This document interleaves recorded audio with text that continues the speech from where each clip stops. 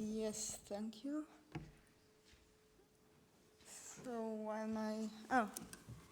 my presentation is here. So this morning we heard several interventions about how to design scientifically more effective approaches to anti-doping. And now, of course, this afternoon the lawyers arrive, and traditionally the lawyer's mission is to bring in the legal requirements and then how to show how this effective approach that has just been designed is legally not sustainable.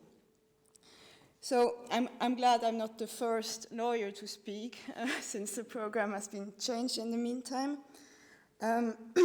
So I'd perhaps like to add to the view of the CAS arbitrator and to the view of the WADA, perhaps more a view of an external attorney, a more external perspective.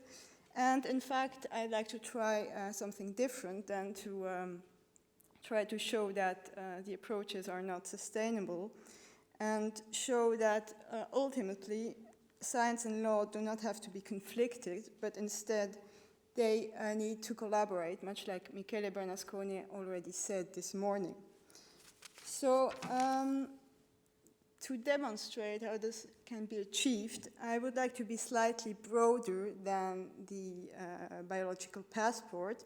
I'd like to focus on 5 topics that are all science-related. The first is anti-doping research that we heard about this morning. The second, the treatment of the athletes' samples under the code.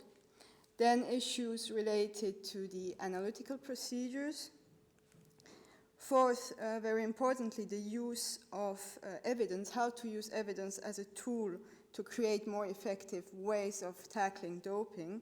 And finally, I would like to bring some health issues back onto the stage. Surely you've all heard about different legal standards of protection that may put constraints on anti-doping. I have listed here some of the most relevant ones for the topics addressed today. Of course, I cannot go into the details now of the different standards, and I'm not going to give elaborate legal answers, but I would like to try and highlight some aspects of the 2015 WADA Code that deserve legal scrutiny and show how doctors and labs need to assist the lawyers in this. At the end of the day, if I try to make a synthesis of all these standards, the legal expectations align very well with what can be identified as the goals of the 2015 WADA Code revision. So the rules must be predictable for athletes and others involved, which corresponds to the goal of a clearer code.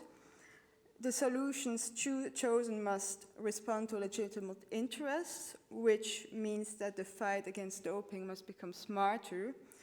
And then finally, maybe most importantly, the solutions must be proportionate and allow for a fairer regime, both for the aspects of substance, but also for questions of procedure. And first of all, this means that all solutions must be capable of achieving their goals, and there must be no less intrusive means to achieve these goals. Now, after these remarks, I start with the first topic, which is anti-doping research, since basically proportionality means that all features of an anti-doping program must be justifiable, and thus anti-doping research, this supposes that we first have to have a sufficient knowledge of the scientific background in doping. So how can scientists and lawyers do their respective jobs here? Because any measure needs to be apt to achieve its goals, the very first step is to design studies that are truly going to be useful for anti-doping. We heard, for example, this morning about the importance of prevalence studies. And then, once that is done, the lawyers can intervene and try to implement this design in compliance with research regulations. So as you may know, regulations on research on human subjects or human biological materials has been significantly expanding internationally and nationally over the last couple of decades. And in particular, the first Swiss Federal Research Act is going to become effective on the 1st of January 2014, so in 1 month. To the lawyer, the first concern is always to define what falls within the scope of a regulation. And so the question, what is research?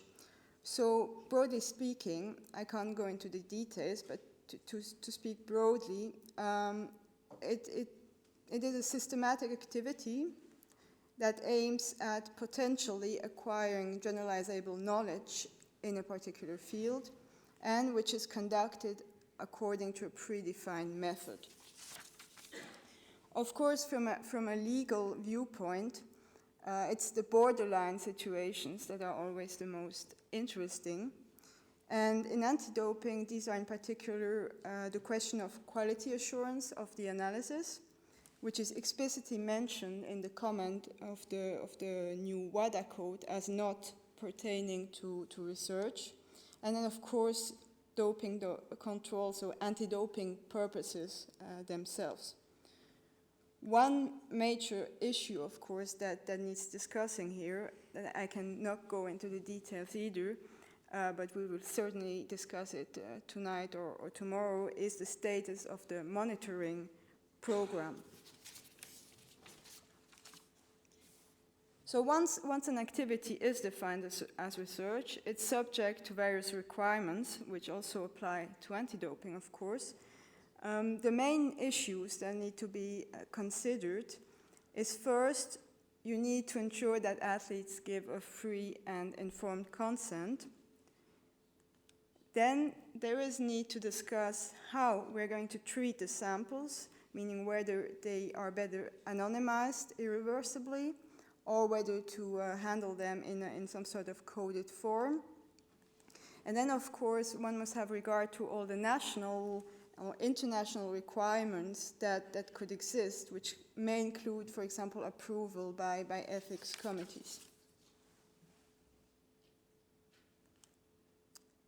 Now, once the foundations are there and we have this doping control system established, the next question is, what are we going to do? How are we going to treat the raw materials, meaning the biological samples that are collected on the athlete? Here again, the scientists' tasks come first, so they need to define exactly what treatment of samples is going to guarantee a most effective conduct of most effective detection of doping conduct. So Marcel Soji was using the expression best pre-analytical conditions this morning, and it's exactly about this. And then for the lawyers, the crux of the matter is then to reconcile the effectiveness with legal standards such as personality rights or privacy or data protection standards and laws. There are a number of questions that are relevant here. I've tried to identify at least some of the most essential ones for today. The first is the ownership of the samples and whether the regime under the International Standard for Testing and now investigations truly achieves a transfer of ownership to the ADO.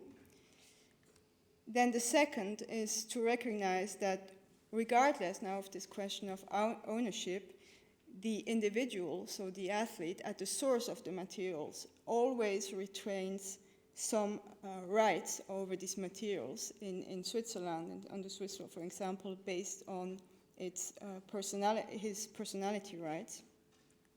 And this, of course, has an impact on the next two issues, which is how to organize long-term storage and also the right to reconduct new analyses on samples at any time.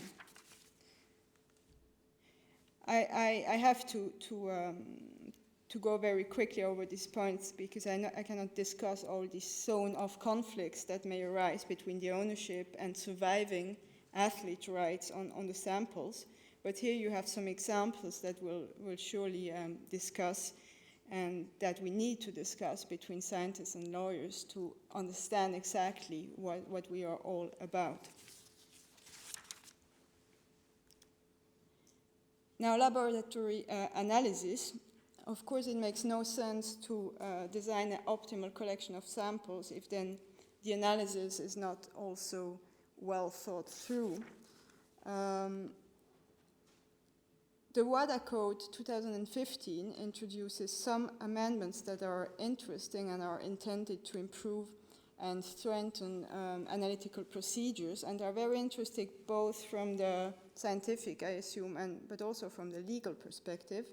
I've selected 3 issues. The first we heard about just before is the introduction of differentiated analysis menu. So WADA, based on a risk assessment, is in different sports, is going to create a technical document that will impose different standard menus on labs, with possibilities in the code to reduce or extend these menus in certain circumstances. The second point is the explicit definition now in the code of a cutoff point that prohibits any further analysis on a sample once proceedings for presence of a prohibited substance have been initiated. So no further analysis on the sample beyond this point. And then finally, one issue that I also find very interesting is the new presumption that has been introduced for the scientific reliability of lab methods and decision limits. This provision makes challenges against methods subject to a complex process, and the provision even includes instruction to CAS panels on how to proceed. So it would have been interesting to have Michele Bernasconi's views on these procedural instructions to CAS panels. If we come back to our collaboration map, so it's for scientists to make the risk assessment, to design the menus, then more generally to design, as we saw this morning, reliable methods and decision limits. And then for us lawyers to check compliance with due process, importantly the limits that are put on private rules of evidence, and of course the requirements of the CAS code with respect to CAS proceedings, notably with respect to the presumption I mentioned. Very briefly, here I've mentioned just the issue of the differentiated menu for analysis. You can see there are a number of questions that I'd really be glad to discuss with scientific stakeholders. So while for the scientists the issue is probably more what is the feasibility of these menus, for us it's also the question of the predictability requirements for athletes to know what they actually submit to when they submit to testing.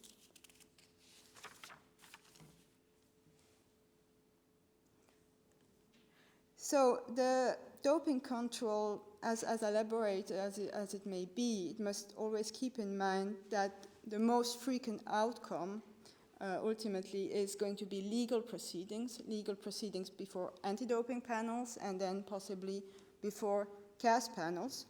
And so in the end, all solutions must be designed to pass the test of evidence in these anti-doping proceedings. And until now, the treatment of the evidence in the WADA code has been quite standardized in the sense that there was a set of irrebuttable presumption, for example, the strict liability rule, or rebuttable presumptions with the regularity of the lab analysis or the presumed fault of the athlete. But now if we want to make a shift towards more elaborate detection of doping, there is also a need for a more thoughtful approach to evidence. And I think we heard that several times also from the scientific perspective this morning.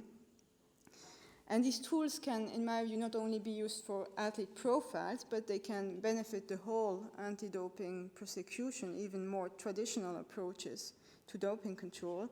and then also be a tool for setting future anti-doping priorities.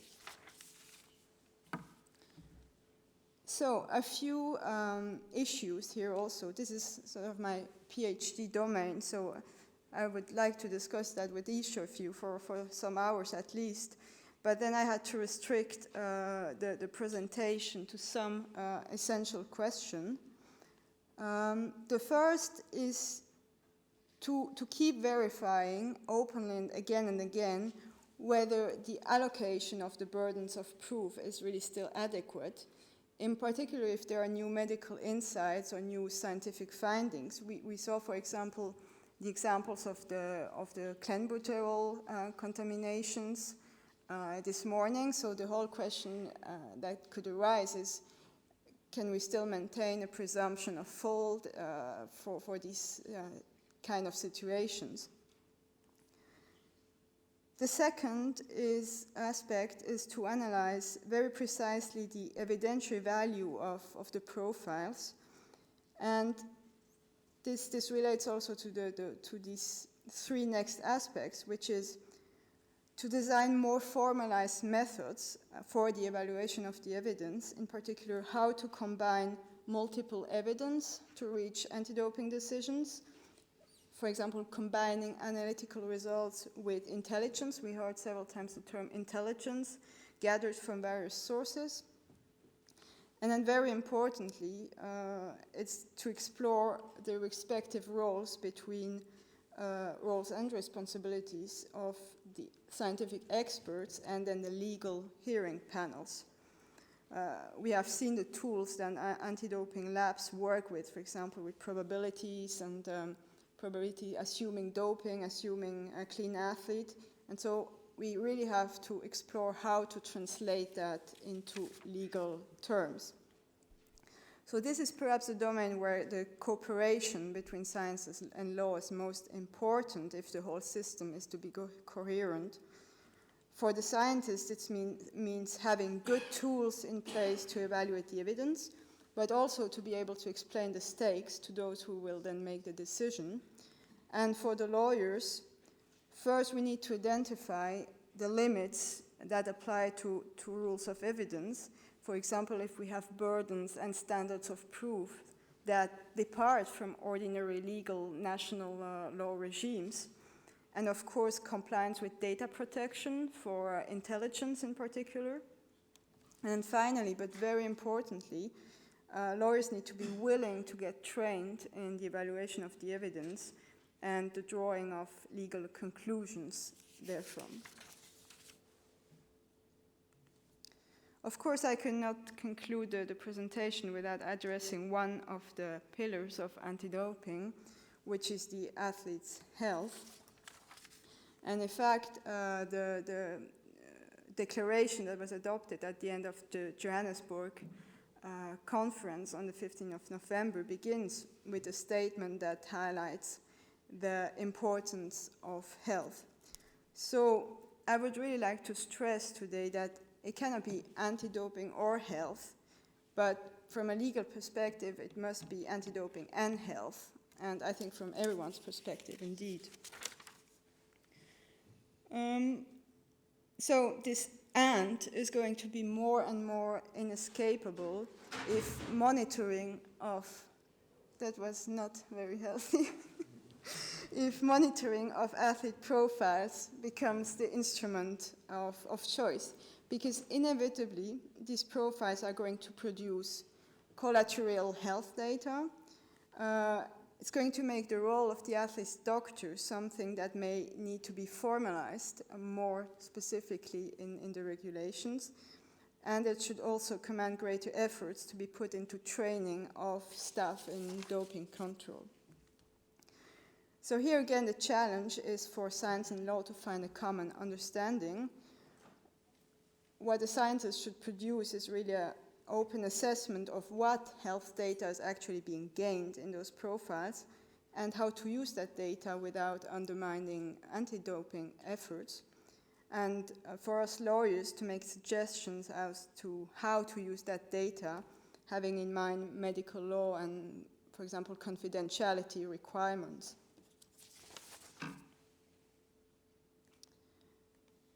So earlier we heard from Dr. Dvorak about various partnerships, and I think here we have a future partnership, which is science medicine on the one hand and law on the other hand. And of course, the presentation has shown a number of critical issues, but then I think it also shows that there can be a productive interaction between science and law, and that it's only through a partnership that we can achieve this goal if we really engage in some interdisciplinary approach. Thank you.